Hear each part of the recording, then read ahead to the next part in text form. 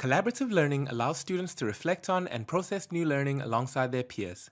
With Lumio, teachers can convert any page to a whole class whiteboard activity, allowing all students in the class to participate.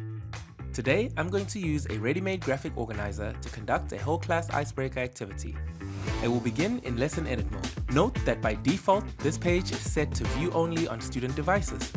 To convert this page, I will select the Convert to Activity button and then Convert Page to Activity, Whole Class Whiteboard. Next, I will select Finish Editing. This page is now ready for the whole class to interact with during lesson delivery.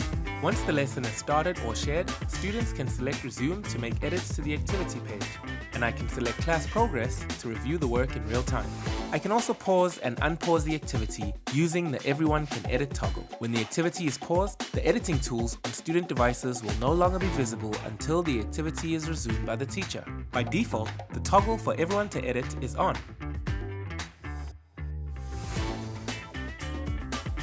During lesson delivery, I can convert a page into a whole class whiteboard using the menu located in the class panel, or I can create a new blank whole class whiteboard activity from the Instant Add menu.